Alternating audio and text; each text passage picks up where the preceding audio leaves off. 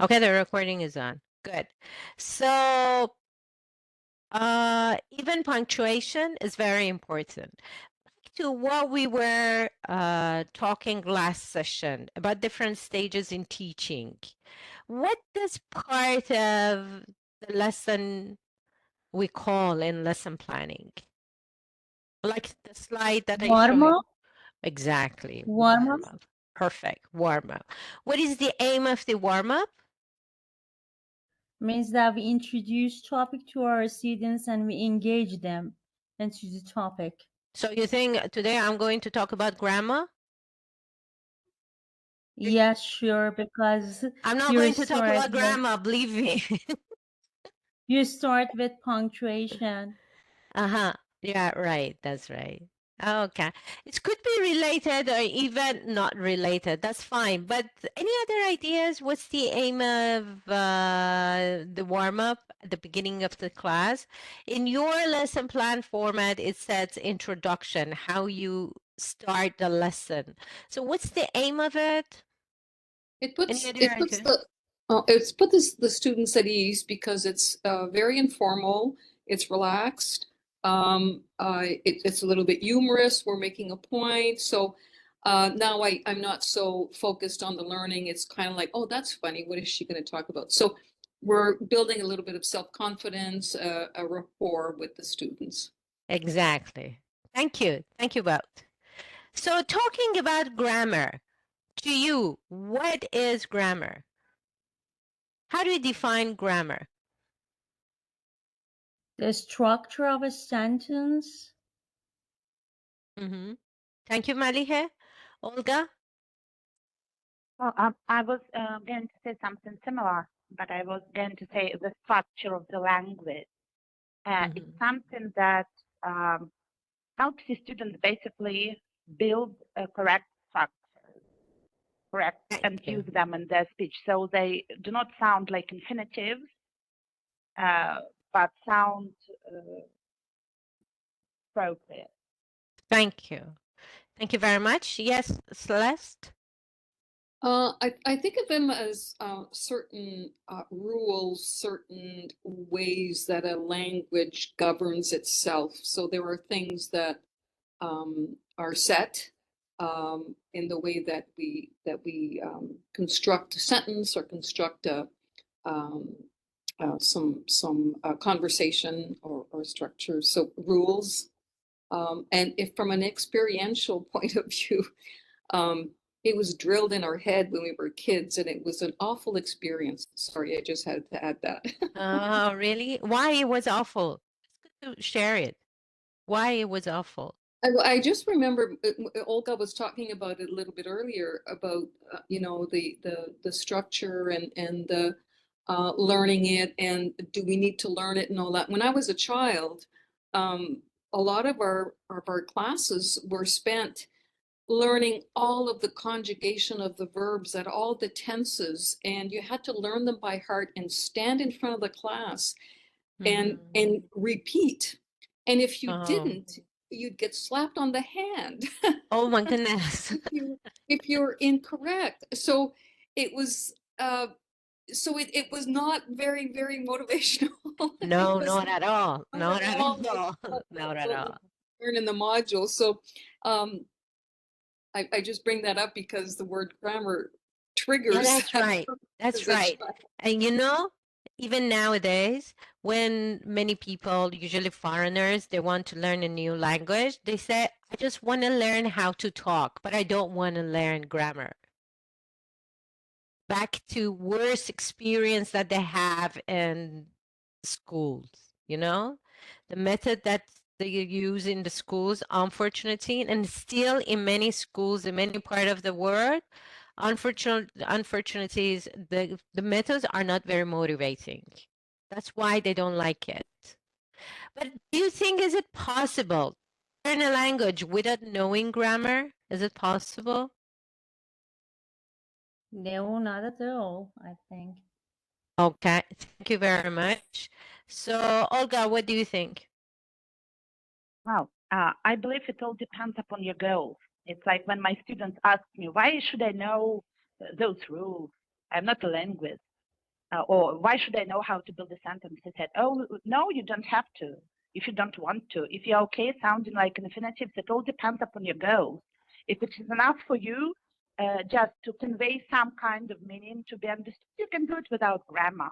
But you're not going to sound like an educated person. If you're okay with it, okay, don't learn it. It's up to you. It's your life. I never made my students do something. I always gave them options. And I told them about the input and the result. You can do that, you can give this result. You can do another thing, you will get that result. If you're okay with that result, go ahead. So, yes, it is possible to speak a language without knowing grammar because there are a lot of immigrants who do that. They have lived in Canada for 10 years, even 20 years, without speaking the language properly. They just gain certain goals, like it's enough for their job. You go to a shop, you don't need to know the language to say, I need a bag, I don't need a bag, just bag, no bag. So that's enough. You can say that, well, I speak language, why not? I'm working successfully. So, but if we talk about the level of language and how you sound, that's another thing. So no, it's possible to speak some language without knowledge of grammar, but it's impossible to sound like an educated person without learning it and knowing it. That's what I Thank you. think. Thank you very much, Olga. So I want to put it in another words. Maybe you can make limited conversation and communication. But basically, you cannot share what you want to say, what you cannot share your ideas, you cannot share your thoughts, you cannot share your feeling. If I want to talk about my experience last summer experience, I want to tell you about my vacation.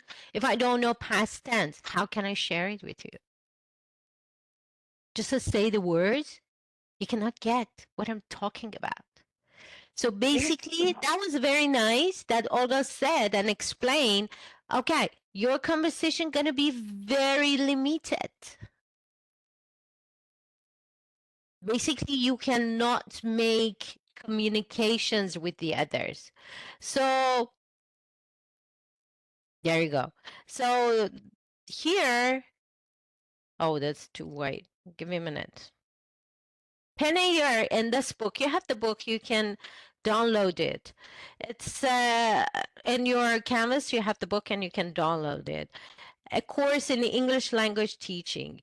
She said, grammar help us to manipulate the words, put them in different structures and make different meaning and even longer sentence. By making longer sentences, we will be more clear and clearer to the listener. So that was an example. Like you want to talk about your future goals, you want to talk about your wishes. If you don't know how to use wish, if you don't know how to use future perfect, how could you say that? Even when you say it, so what the other understands is going to be very different than what you mean, basically. So it's impossible to learn a language without knowing the grammar of that language. But here is a point. Teachers should know how to teach the grammar in a way that your students, the very first session we talk, enjoy it, like it. If somebody enjoys something, if somebody likes something, they will learn it and never forget. And never forget. Just back to your school curriculum, you remember those lessons that either you like the teacher so much or you like the subject. You still can remember. But those that you only memorized and you got a very good mark at that time, but you cannot remember anything. So that's important. How we teach that our students enjoy it. So there are different ways for teaching or different approaches for teaching grammar. They put it in two, actually, in two approach, deductive and inductive. Do you have any ideas what's the difference between deductive and inductive way or approach of teaching? Yes, Olga. I might confuse two of them, but I know that one of them, I believe, deductive. It's when you explain the rule and then you drill it and somehow use those rules. And inductive is vice versa. It's when you provide context, the situation, Mm-hmm. and then you ask some questions to make them think and arrive at a conclusion on their own. That is inductive, I believe, yeah? And deductive is rule to practice, right? Yep, very close, very close. Yes, Maliha, you want to say something too?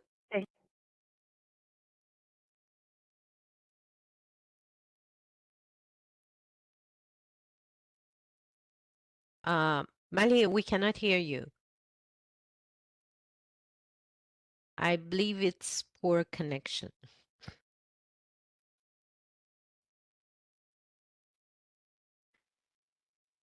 Okay. So deductively is a way or it's a time that I need to give you a second. Oh yeah, here is better. Yes, deductive teaching. Deductive teaching is a time that teacher starts by explaining the grammar point, the structure. Okay?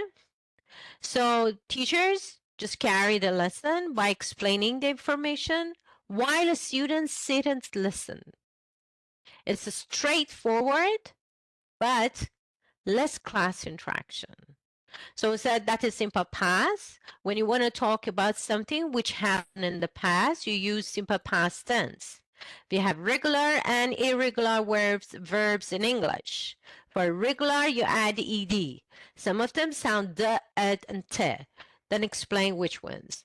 And irregular, you have to memorize it, like go, went, buy, bought, teach, thought. And here's the list. Go home and memorize it. Or you have 5 minutes to go through it. Okay? Now repeat after me. That is deductive teaching. So what happens? They give the rules, then example and exercise, so the practice. So what do you think?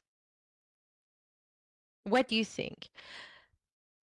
Or no, let me put it this way. How do you think the students will like this way of teaching? And how well they will learn? How well they will learn?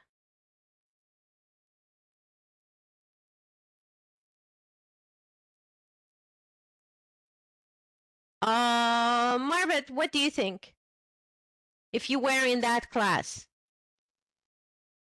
put yourself in student shoes. What do you think? How much your students will like it or how much your student will learn it? If it's a case where it's just for instructive and then I'm allowed to participate, I would be okay with it because it would be a new concept of which you definitely have to get the teacher to explain it to you, then you can participate. Okay, thank you very much. Anyone else? Any other ideas? Yeah, Olga, yeah, go ahead. Well, I was going to say that I know what you are driving at. You are driving at the point that it is boring and nobody will like it. And from my teaching experience, I can say that a lot of students will not like that approach. But if you ask me, personally, I like it. If there is a knowledgeable, experienced teacher who can explain everything to me, because I like to have the whole picture in my head and then go to the details. That is my way of thinking. I like it when I have everything explained to me, and then I can make my own conclusion. And if that leads to practice, like drilling, then practice, then communication, I am happy with it. And I know that my students were happy with it as well, but not all of them.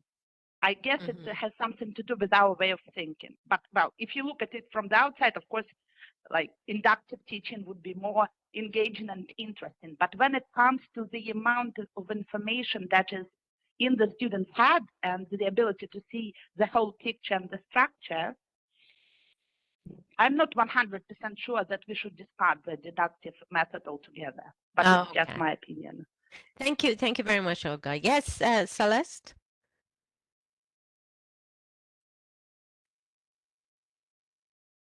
Celeste, you want to say something? Sorry. I just wanted to piggyback on what Olga just said. It really depends on the learning style or the student that's in that classroom, because I would like it for certain things, as Olga was saying, that because I need to figure it out and then I need to be told. My sons, for instance, don't learn that way. They want to figure it out for themselves. If it's too conceptual, too abstract, they tune out. They don't. So I think we have to vary the approaches, maybe a little bit of a deductive, a little bit of inductive, so that we reach the different learners in the classroom. Thank you. Thank you very much. As you said, always there are... Oh, and Yeah, go ahead, please. all my examples will be like from a non-classroom because I've never taught before. I'm more on the business field, so I can't really answer like No. persons that have I just... given But you experience. were a I will student. just approach it from a teacher, from a student, right? Yeah. Because I've never taught before. Yeah, I know that. Just put yourself in your student's shoes. So how would I feel if I were in that class? Okay. Thank you very much for sharing ideas. Exactly. This method is fast. That's a fast-paced teaching to save time. This is straightforward. So for those students, students have different learning styles, and we discussed it in last webinar. So for those students who are looking for logic, they're looking for formula, they're looking for rules. I have the rules, I put the words in that rules and I use it. So it's a straightforward, that works for them. And students will have instructions to follow. So it's make it easier for a student. But what happened is, according to the research, many students, they can get a good mark in their exams because they know the rules and they follow instructions, so they can answer to the questions. But why they are making communications, why they are in their real life, they cannot use it. So it's sort of passive. When you said it is present perfect, answer these questions, use present perfect. Or you can see for and since. I want to rewrite these sentences and use for and since. So say for and since, present perfect, the answer to the questions. But while they are talking in daily conversation, they don't use present perfect. That is what research shows. So basically, I said methods. We never said this one is good, that one is bad. No, people are different learning style. The aim of the class. When you want to make your terminal objectives, you say, what's the aim of this lesson based on the aim or need of your students?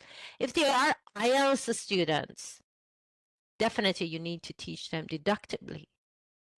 You need to give them the rules. It should be straightforward because they are going to take an international exam. Exams in schools, for example, some kind of grammar exams at the high school, so they need to follow the instructions.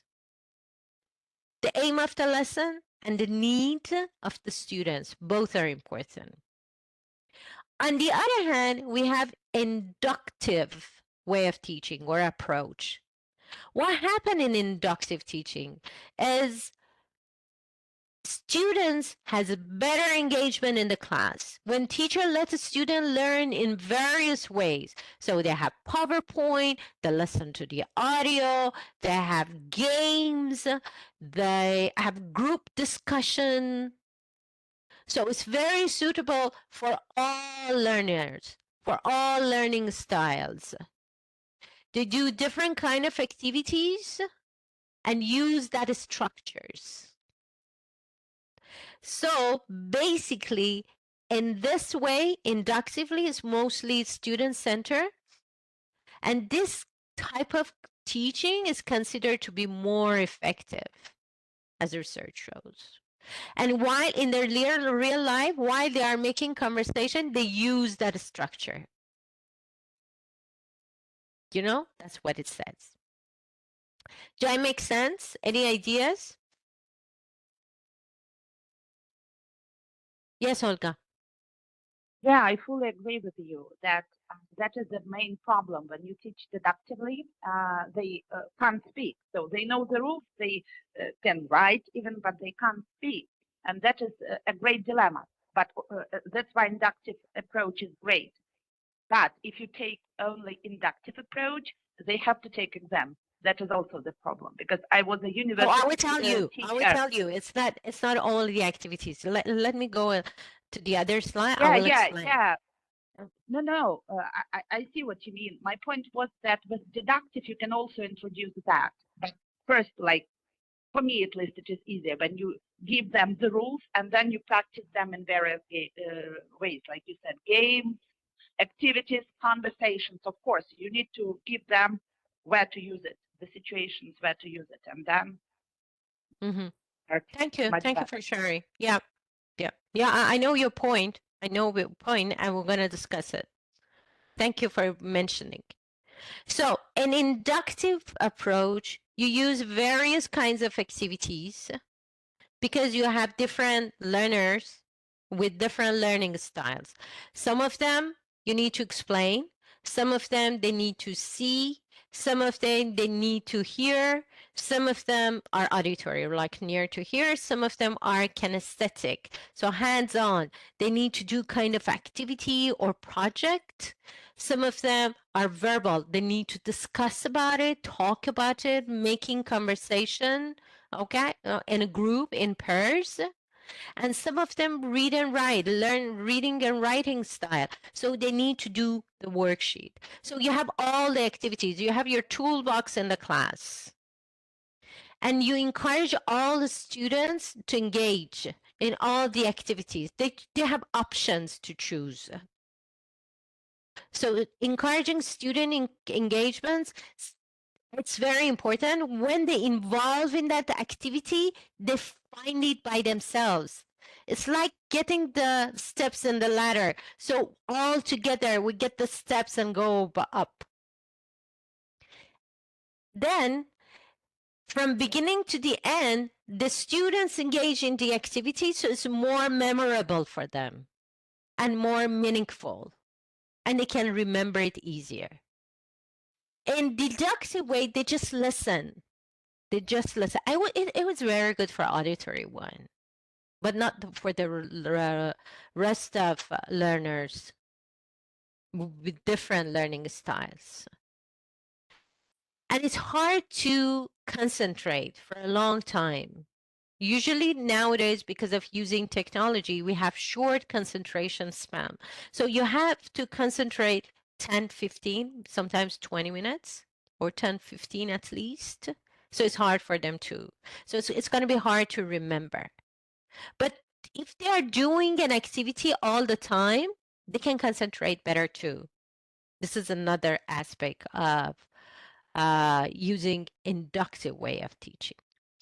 But basically, inductive way of teaching need more preparation. If I want to teach past, so I have to find a picture, for example, if you teach in a town like this, and now and then. So you need to Google and find a picture times ago, so how our town looked like. Now they started to compare.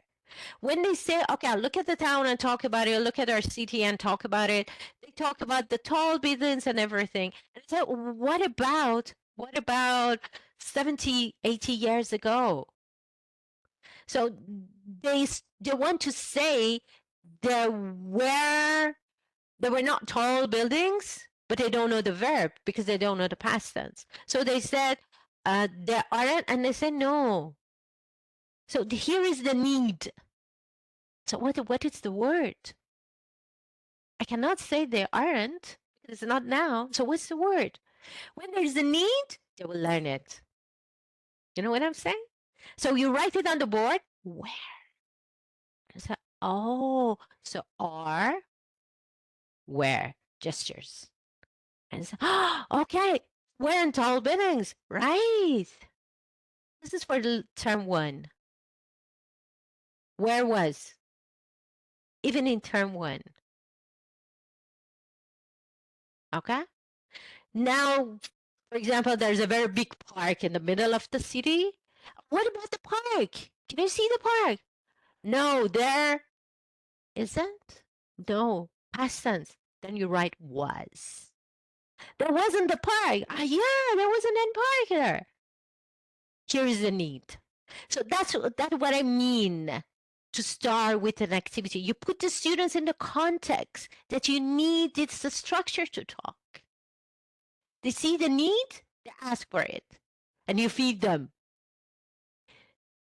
After that, definitely, what Olga said is important too. Not for kids. Way of teaching to young learners is different. Teenagers above. Well, we're going to have a session on how to teach to children. Teenagers above. Here is a time that you need to explain the rule. Okay? When you want to talk about past tense, we cannot use is, so we say was. We cannot use are, so we say were. Now everybody repeat, because was, were pronunciation is different, especially for foreigners. They say was, were. Because W sound is very unique for English speakers. We don't have w sounds in many languages. Okay, so that's why you hear window, water, because the what sound doesn't exist. So you have to practice the pronunciation. So grammar is not only in structure, but also pronunciation.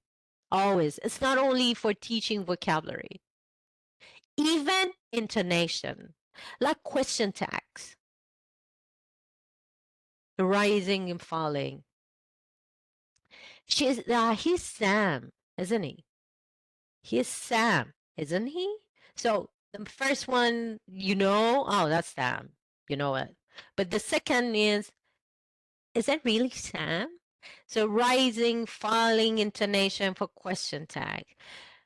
My point is, it's not only explaining and teaching the grammar. Also, you need to work on pronunciation, intonation, and where and when to use this structure. So usage and meaning, what it means. Let me give you more example.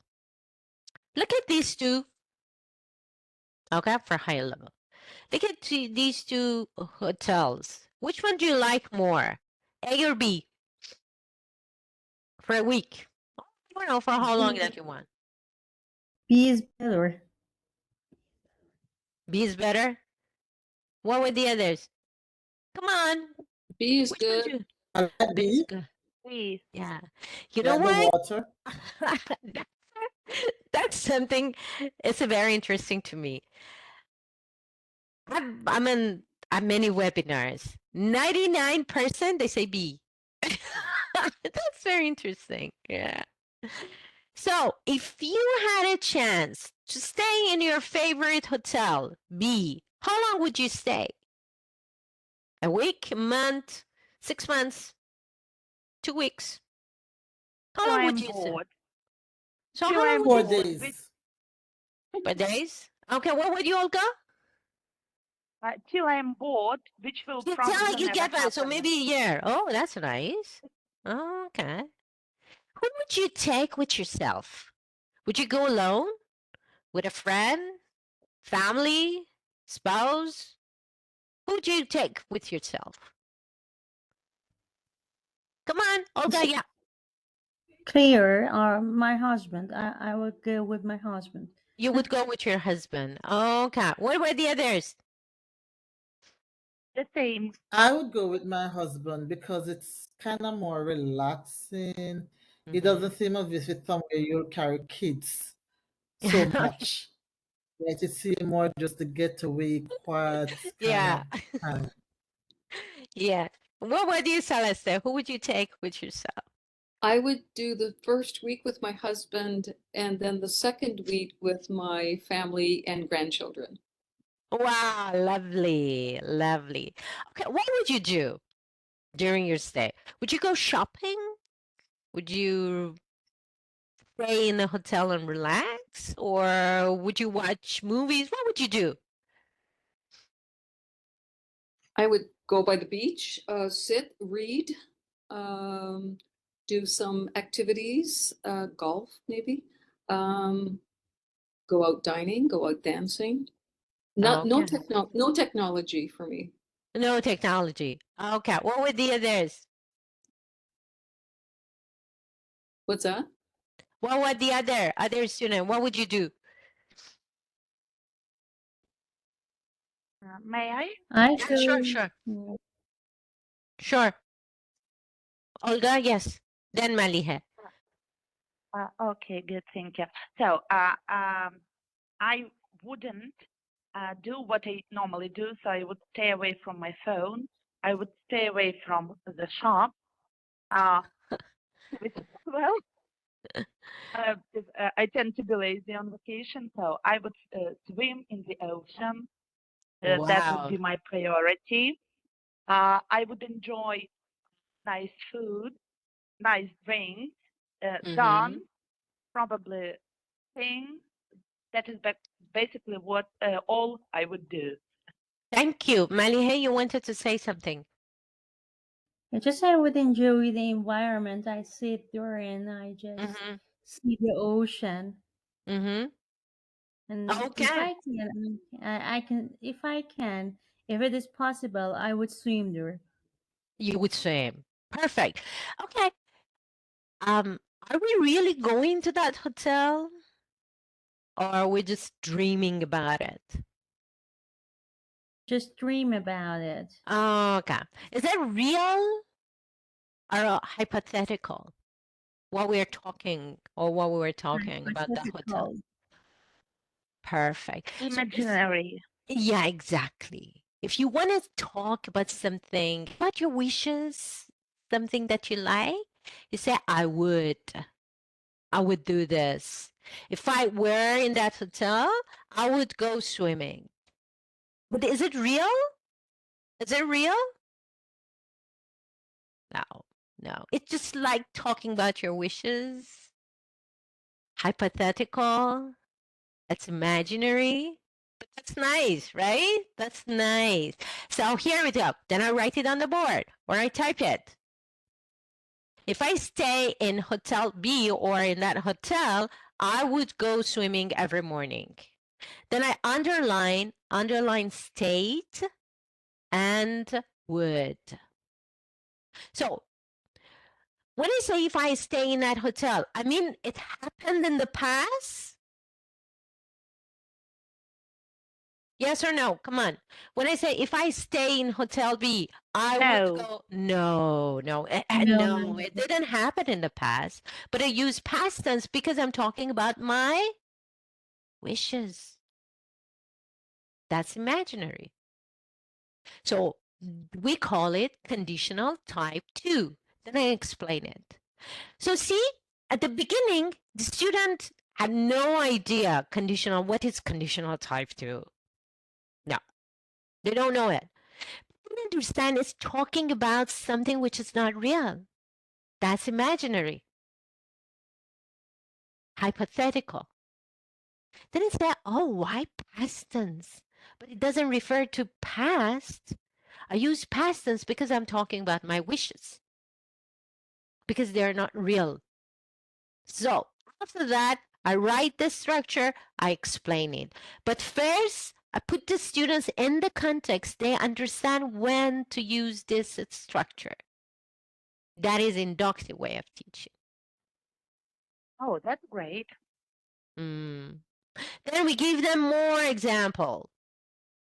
If I were in Japan, where would you go first? If you were in Paris, where would you go for visit?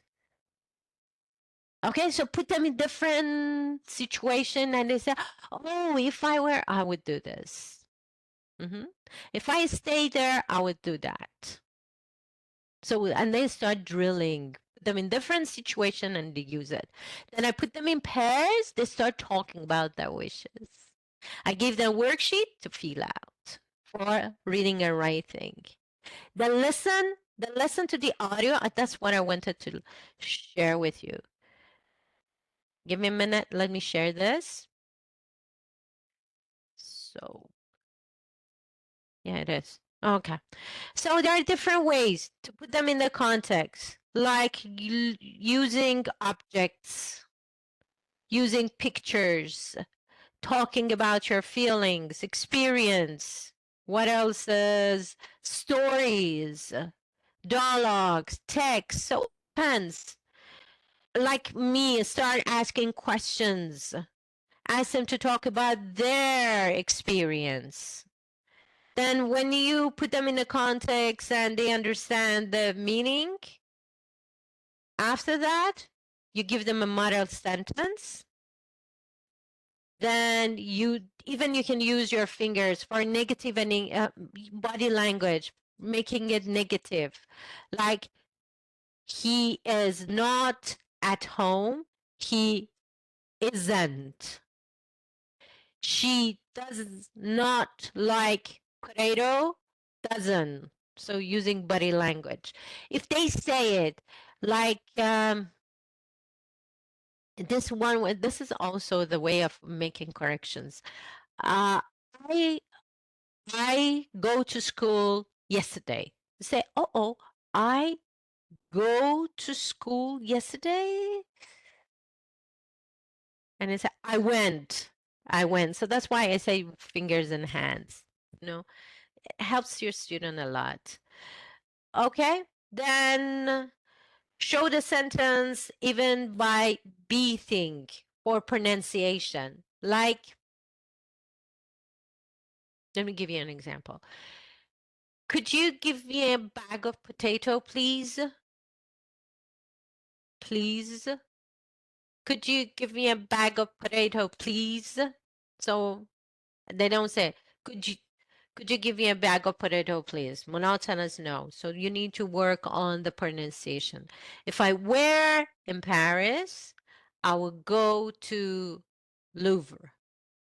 If I were in Paris, I would have lunch in Eiffel Tower restaurant.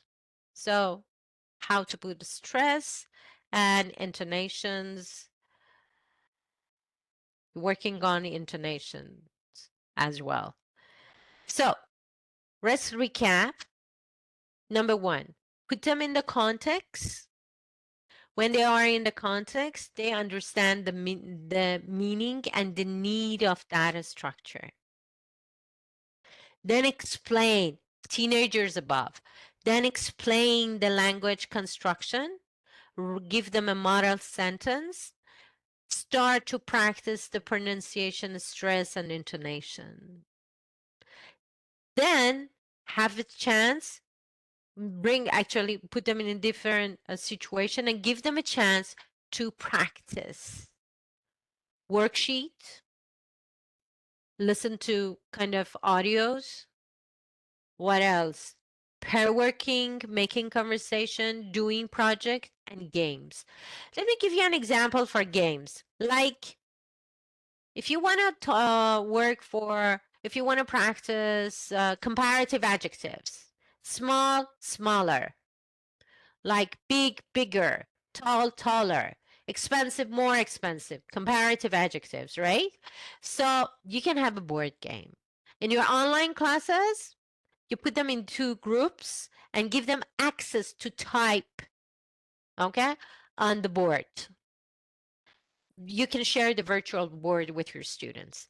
So you say you have 3 seconds to write the comparative sentence of these adjectives, a comparative form of these adjectives.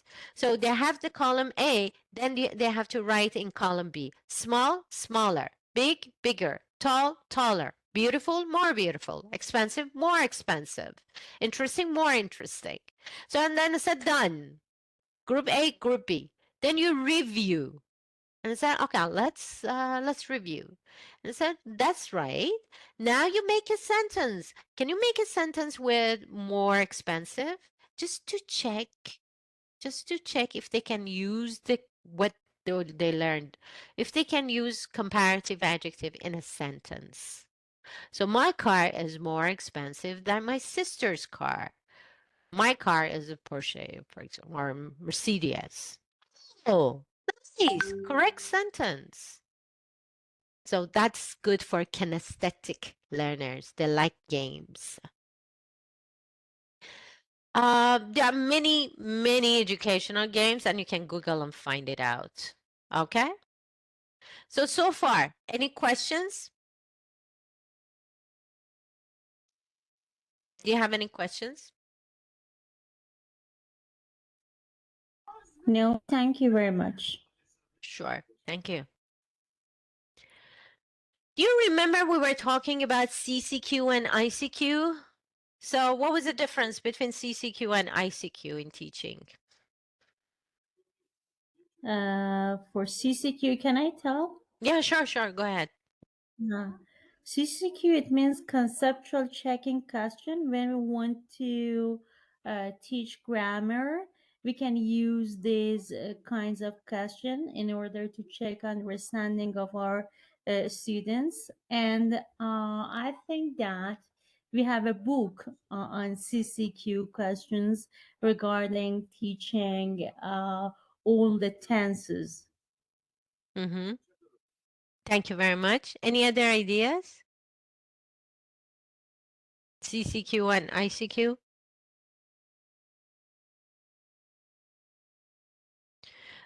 We talk about CCQ. Yes, Olga, please go ahead. Just like a guess, maybe ICQ means information centered questions or Instructions. information checking instruction. Yeah. So Okay, thank CCQ, thank you. CCQ, we discussed it in conversation, kind of activity that you want to check your students learn what you've just taught them. Concept checking questions, like the question I ask you for second conditional. Is that real? Are we really going on that trip? And you say, no. So in second conditional, is 100% going to happen? No, it may. Okay.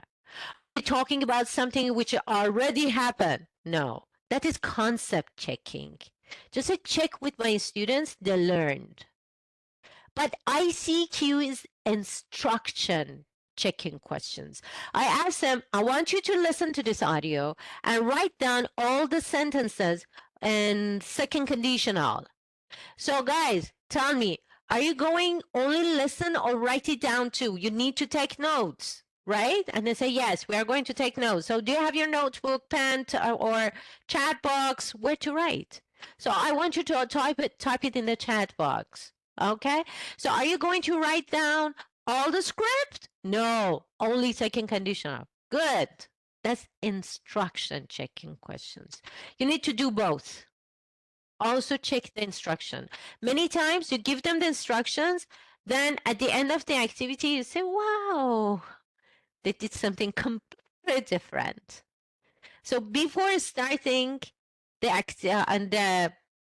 before students starting doing the activity, just check with them they got what they understood and they got what you've said. Here, there's an example. For example, Jane left her house and did not lock the door. When she returned, she found that someone had stolen her money. So what's your advice? She should have locked the door. She should have locked the door. So then the concept checking could be, did she lock the door? No. This is concept checking. Was it a good idea to lock the door? Yes. Why? Because someone stole her money. Am I criticizing her? Yes. So how do you say that? Should have. You should have done it. It means I forgot to do it. That is concept checking. Okay?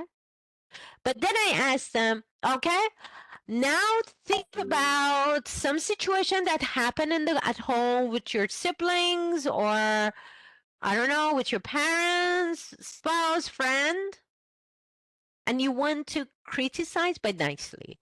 What would you say? Tell me the situation and say. And I said, okay, I'm very sensitive on my laptop, and my brother took it to school, and unfortunately, he dropped my laptop.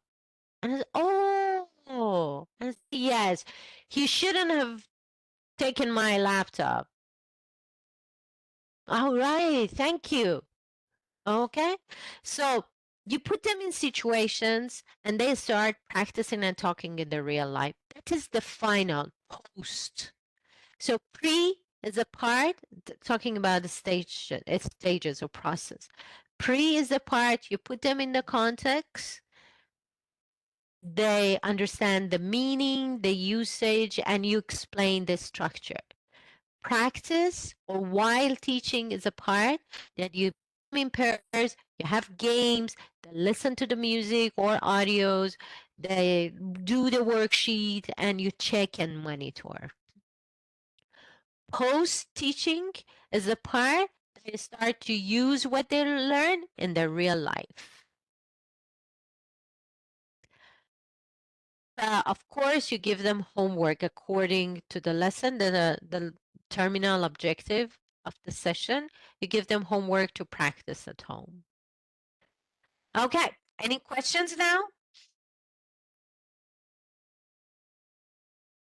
No questions? No Oh. question. Margaret, what about you? Any question?